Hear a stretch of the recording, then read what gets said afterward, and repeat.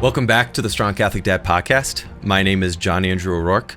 I am not a father of 10, but I'm joined here with my dad, who you've heard in the first 4 episodes, who is a father of 10. And we've made the decision that we think it makes more sense to proceed with this podcast as kind of a father-son combo. And so, why did we decide to go that direction?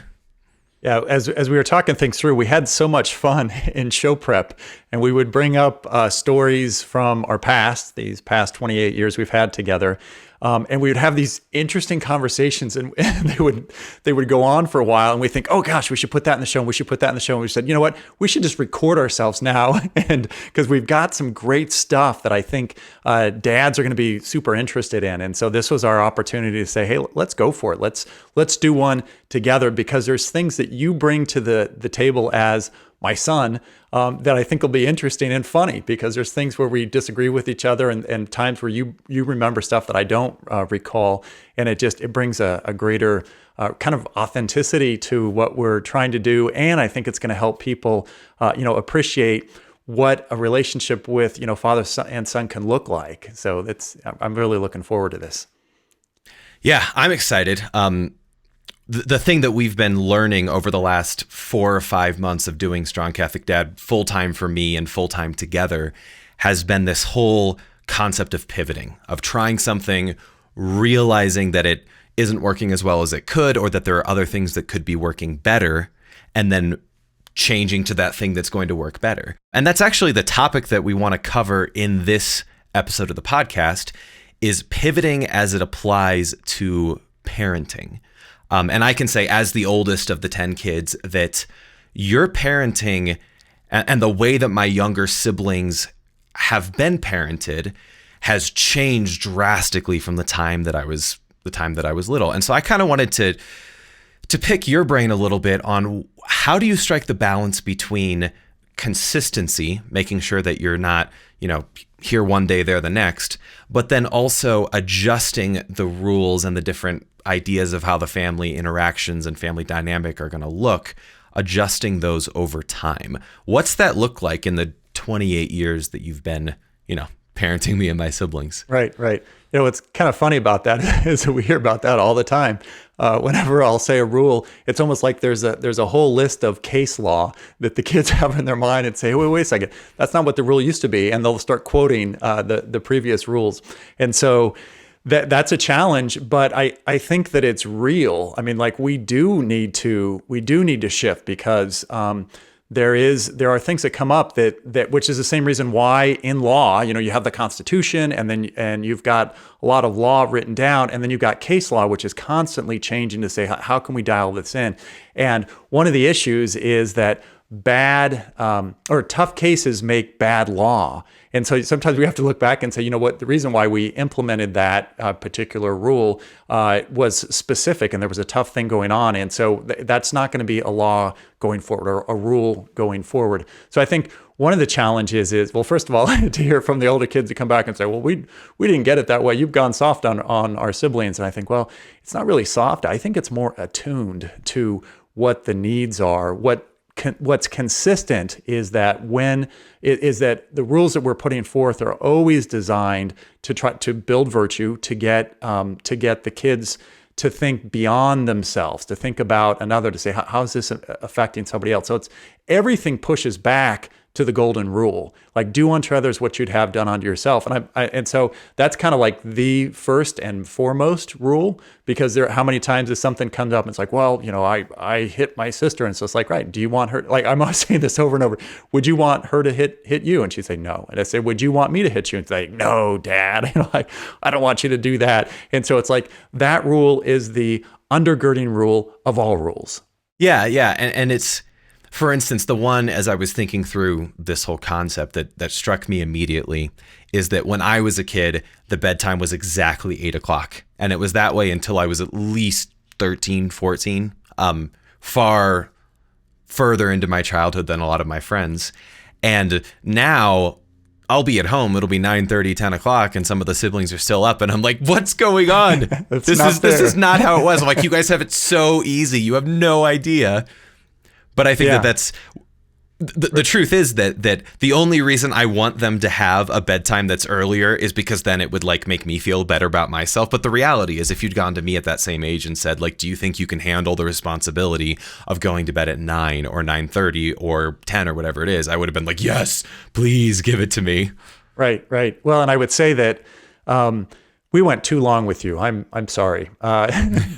We started with early bedtime just because that's what mom and dad, that's what we needed, that's what you needed, and we found that especially with younger kids, is that when we were regulated in terms of bedtime, like our kids did better. Like kids are great with schedule. And your mom and I, a lot of times we would stink with schedule. Like we came out of college where we really blew our schedule a lot. There were many times where I was, doing papers all the way, till 6 a.m, like pulling all-nighters, and we'd say, oh, it was a terrible all-nighter. And we'd kind of brag about the all-nighter, but it set up this pattern that was really bad when it came to getting things done and like watching something, watching TV late. And then I've got work the next day. So work actually forced us into a schedule, but even more so when having children, we're realizing like, you know what, they're happier when we get them to bed on time, and they're happier when we get them up about the same time.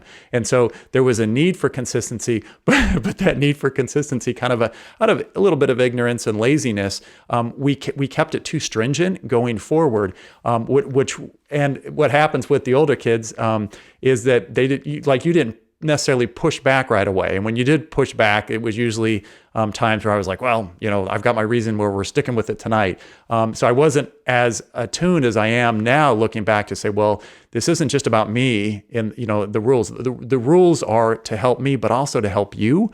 And so as I'm looking at my kids saying, okay, what rule makes sense? And actually we have different bedtimes for the different ages. And so as they hit high school, or even middle school, so 6th, 7th, 8th grade, they get to stay up later. And we have to be intentional about that, because what happens is the middle schoolers begin to get upset if the little kids get to stay up as late as they do. And so they're all paying attention. And the high schoolers are like, well, gosh, the middle schooler, the 8th grader, got to stay up until 9. I should at least be able to stay up till 9:30, 10 or 10:30 or whatever it is for the individual one. But we've had to be careful to say, like, what about for this individual child? Because I have one person who, she'd stay up really, daughter who'd stay up really late, and then she's exhausted the next day. So I have to force it with her more to say, okay, here's your 9:30 bedtime. I need you in bed at 9:30.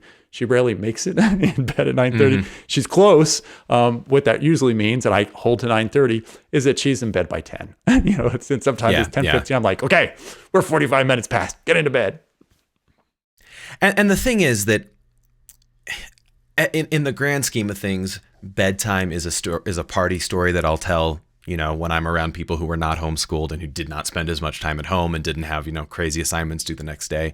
But it's not a big deal in the grand scheme of things. It was just a bedtime. It did get adjusted.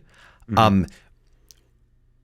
What has it been like with some of those more serious things? Like when you're mediating a fight between two siblings and you take one side and you give a punishment, something like that, and then later on realize that you actually made a mistake, that was the wrong decision, or that you instituted a rule that was the wrong one.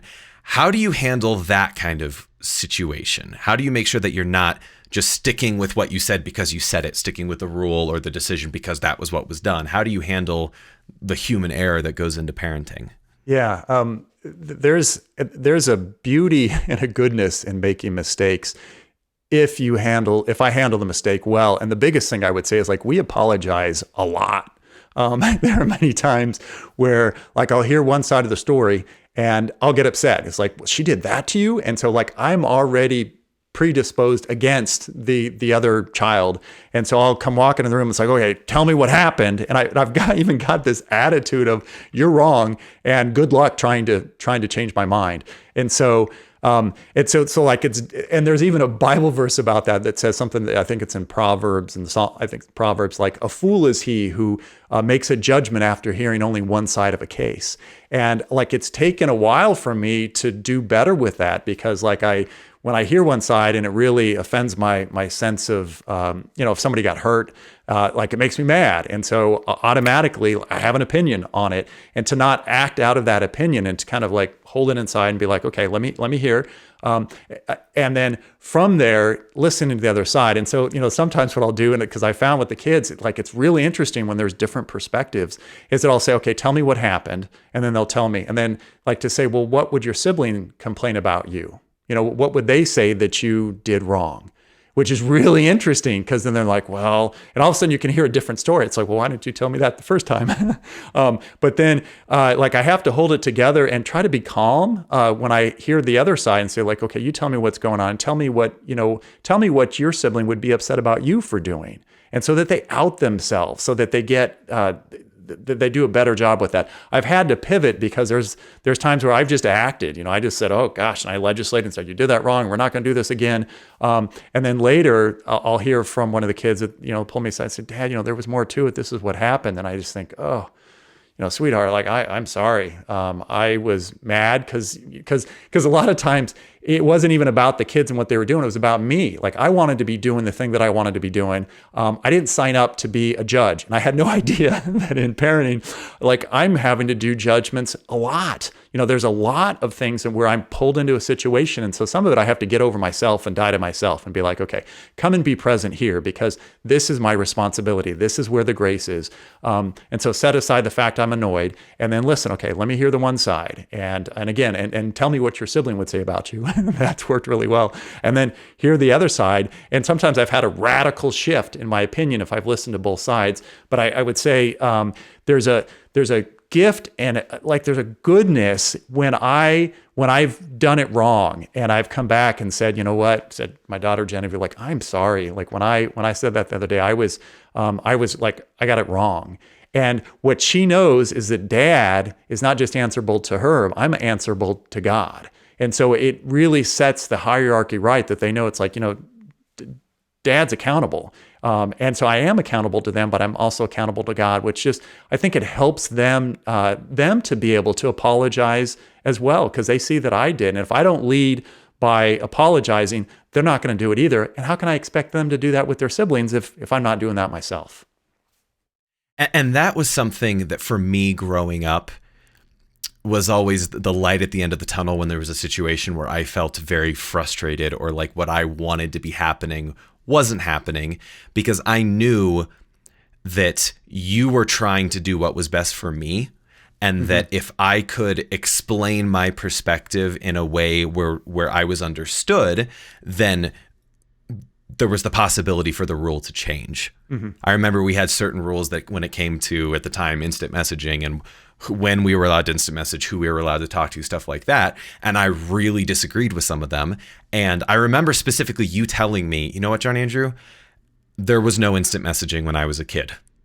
I've heard horror stories about the things that can happen, but I never had to deal with it personally, so I can't make a decision on this based on personal experience. So you're going to have to help me with what the particulars on this actually look like.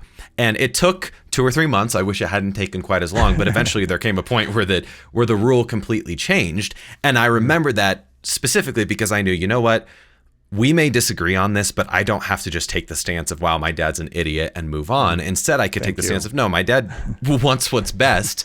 Right. And, and we can go from there. And the other thing about that whole, you were mentioning a second ago, mediating these confrontations and asking, okay, what did they do now? What would they say that you did?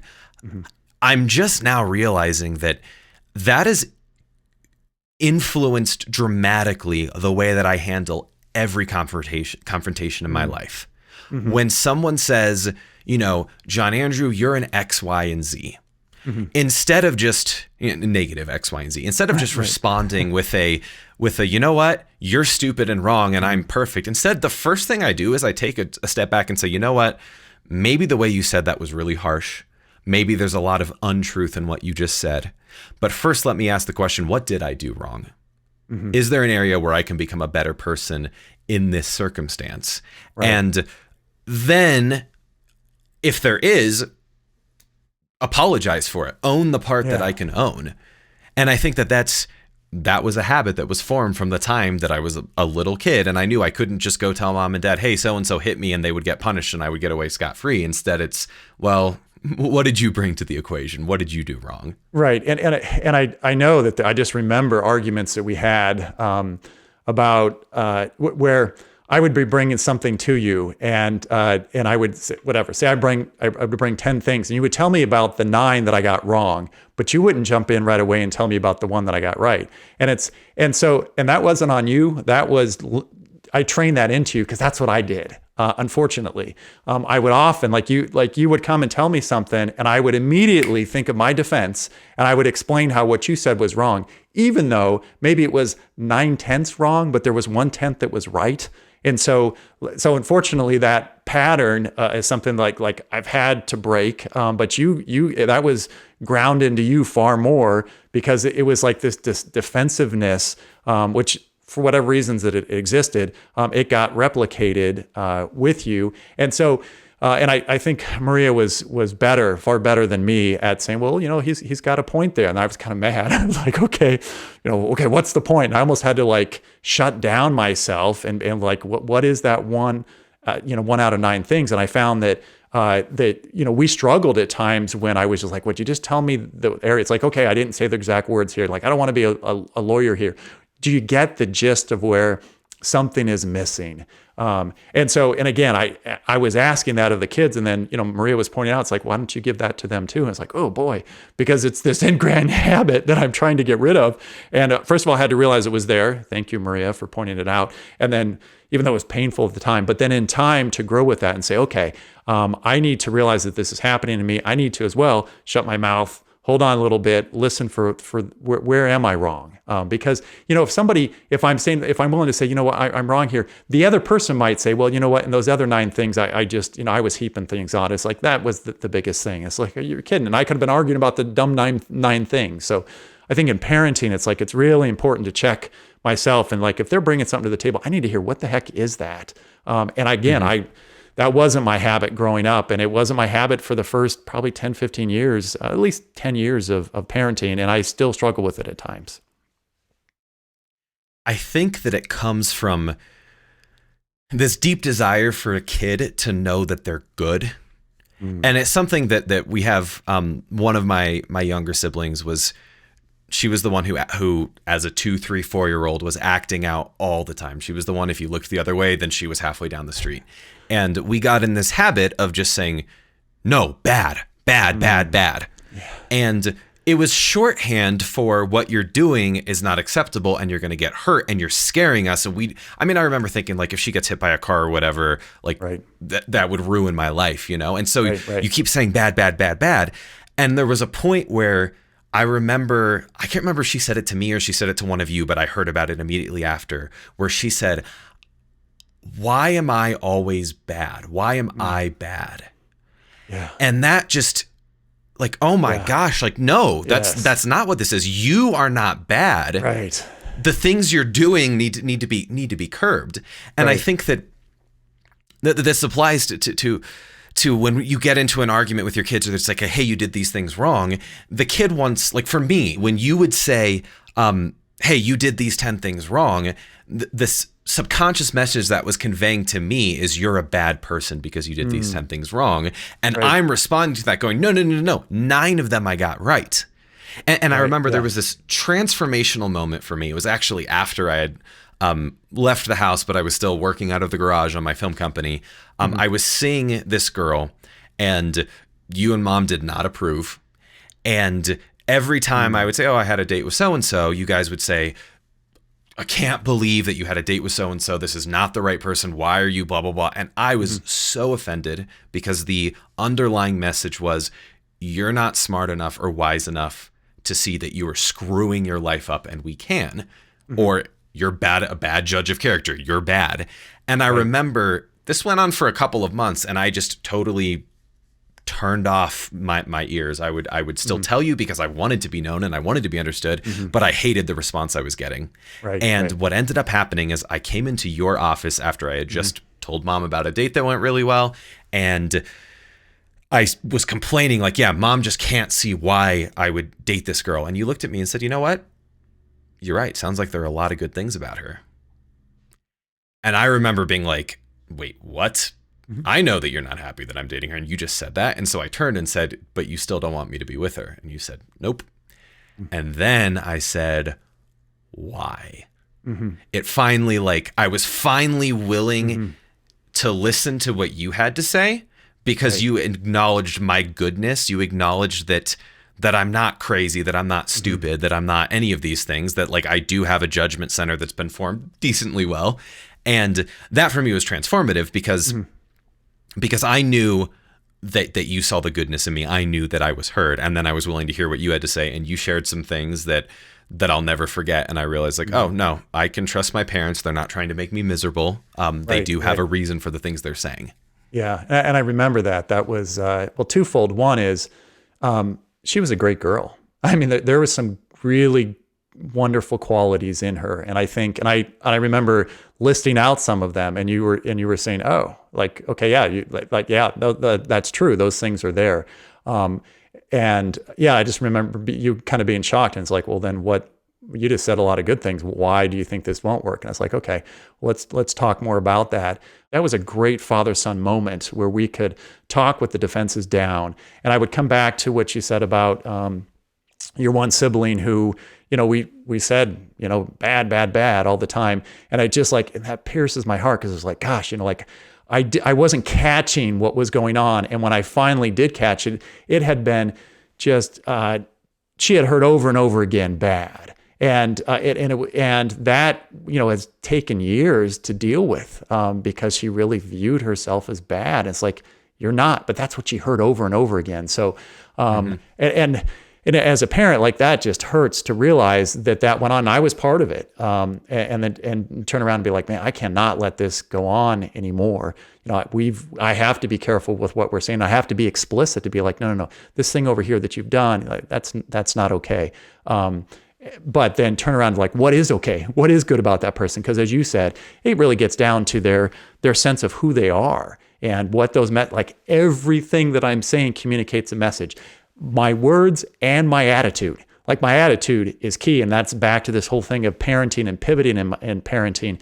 Like, I have to check my attitude at the door when I'm in this role of parenting, because if I come in with an attitude, be like, well, you're wrong, good luck proving it differently. It's just like, who wants that? Who wants to stand before a judge who's already judged them, with judge you by your attitude? I don't want that. And so as parents, boy, do we need to be checking our attitude at the door and being open to, and that's what pivoting is. It's being open to what is true. I mean, like, that's what God wants us to do, is what is true. That's what humility is. Humility is, bow down to the ground. What is ground, rock solid true. And when you know that, then you can say good things about people, and they can accept them and say, you're right. I'm good. I'm good at whatever the skill is, and that could be humble because it's true. It's what's truly true. And that definition of humility is something that I can wrap my arms around. And as a parent, when I'm, parenting, that's what I need to be looking for, seeing what's true for myself and for my kids, and helping them to live what's true, to know what's true. And if we're mirroring that constantly, so that we're getting to things that are true in the midst of a fight or a difficulty, there's kind of a peace that comes from that, a relief of like, okay, there's not something out there I'm trying to figure out that's not attainable. It's like the truth is something we can get to. And there's even a scripture verse about that says, the truth isn't far off in some land that you have to fly away to across the sea. Like, the truth is evident and available to us. We just have to ask for it and have that be in our sights. I love all of that. And I think that coming back to one thing that you talked in this interaction that we had, the thing that you did that was so phenomenal was you led by example. You let your guard down and let me know that you were hearing me, and that allowed me to mirror you and let my guard down and to start hearing you. And this actually works as a perfect segue to talk about the See For Yourself guide this week. Mm-hmm. So for those of you who don't know, the See For Yourself approach is something developed by my dad, where basically he uses YouTube videos, shows them to the kids, and then they use those videos to discuss lessons about life and about the faith. And so you can actually sign up for the See for Yourself guides on strongcatholicdad.com, where Dad's already picked out a bunch of YouTube videos on a bunch of different topics, and those videos then get tied to those two different lessons. And so, what is the guide that you did with the family this week? Yeah, so we did a guide that was called Dads Teach, and it was there's about 4 guides that say Dads Teach. This particular one was called Like Son, which is, and it comes from the expression like father, like son. And some of the videos in the guide were just really cool. There was a dad who was teaching his baby daughter how to clean the house and how to cook. Well, it was hilarious because clearly the baby daughter wasn't learning it. She was too young to learn it, and it was like a comedy video. But what we brought forth from it was the fact that this daughter really was learning something. Whether or not she was learning how to mop the floor, which was funny because he dressed her up in an outfit that had like mop trappings on the side. So when she laid on the ground, she'd clean the floor. Beyond the fact that we were laughing about that, what was really impactful and what we brought out of the video is that this baby girl was learning that her dad cared enough about her to play with her in this way, to try to teach her. And that's the major lesson in this guide was that when dads take the time to try to teach, it becomes powerful because then the child knows, like, you love me enough to teach me something, like love me enough to try to help me be better. And it's really affirming for the dignity of the child. So there are some super cool videos, and they're funny. There's one more video of a guy who's teaching his son how to play baseball, and he says, "Keep your eye on the ball." And the little kid, kind of nods and leans over and sticks his eyeball against the ball. And so we all just laugh. He's like, he literally did what his dad had asked him to do. But what was great from an interaction standpoint, at the end of that guide, there was a wrap-up question. The wrap-up question, the purpose of those is to get us talking and share experience with each other, to teach something, to just, it's not something that's like an intellectual thing where it's like, okay, let's go through some truths of the faith, like from a dogmatic standpoint. It's just like, let's relate and have a good question. The question was a to-do. It was, Dad, this week, do something with your kids. Teach them something new. And so the kids kind of looked at me like, well, Dad, what are you going to teach us? We just did this guide together. And I said, I'm going to teach you something right now. Let's down to the basement. And the kids were like, well, what are we going to do down in the basement? I said, come on. So we went down to the basement. I said, I'm going to teach you how to turn off the water main for the house. And my older daughter kind of had an idea of what that was. The other kid didn't know what I was talking about. So we went downstairs, and there's a column in our basement that looks like it's kind of architectural, but it's actually, you can open it up, and within it, there's a handle. And so I said, all the water in the entire house comes through this pipe right here. And when you turn the handle 90 degrees so it's perpendicular to the pipe, it shuts off the water in the whole house. And the kids are like, wow, that's really cool. And I said, why is this important? And immediately my older daughter said, well, because when the toilet's overflowing, you need to be able to stop it at the toilet or stop it downstairs. And so my other daughter remembered the time that I went tearing downstairs and like, Dad, what's wrong? And I ran past everybody, didn't answer, opened up that column and shut it off because we had a flood that was happening from something upstairs that was overflowing. But from a parenting moment, was really cool is that I was teaching them something. And so my little younger daughter, Vivian, so she's 6 years old, it's like she wanted to turn the handle on and off. I'm like, okay, yeah, but we're not going to play with this. Like, you can do it, but this isn't going to be a game. It's like a real thing. It's not a toy. But like they could all reach in and they could do it. And it, like, I'm empowering them to understand, like how things work. And I'm taking the time with them for something that, like, if I hadn't done that guide, I don't know, I've taught the kids various things, but there's definitely the possibility I wouldn't have done that. And again, they have the power to know that there's a point where water comes into a house, and there's a way that you can shut that off and protect yourself if you're having a flood, or turn it on if there's no water in the house. So that ended up just being, an excellent opportunity to teach them something where they're both learning. Yeah, they're learning the actual thing, how to turn the water on and off, but they're also learning that, like, I'm caring enough to point out the things that are important in their life, because they need to know how to work within their life and to change things. And that's one of the cool things about God, is that God gives us the power to grow and to change and to pivot. And so this, in some ways, was really teaching them how to pivot, how to grow through a practical experience. It's funny because I think one of the disadvantages to having 10 kids is that some of those lessons you teach to 1, 2, 3, 4, 5, 6 of them, but it can be missed for the other ones.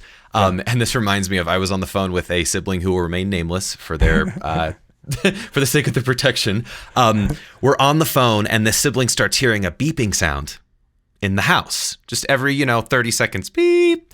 And they have no idea what it is, and they're starting to get freaked out. And I'm like, oh, that's a smoke detector. That just means that your smoke detector's battery is running out. And this sibling is like, what's a smoke detector? And I'm like, okay, it's the thing that tells you, it's a circle thing on your ceiling that tells you whether or not there's smoke in the house and has a 9-volt battery. You just go and you twist it off. And the sibling says, oh, I found it. It's not coming off. Like, I'm twisting it and nothing's happening. And I'm like, we'd been on the phone for a couple hours. I was ready to go to bed. And I'm just like, okay, what are you even talking about? What do you mean? Of course it's coming off. And then I was like, you know what? Text me a picture of what you're looking at.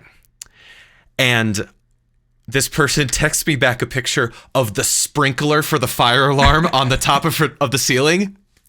And I'm like, oh, no, don't twist that any harder. If you twist that harder, you're going to have thousands of dollars of water damage. And so I went and gallons of water. Oh, yeah.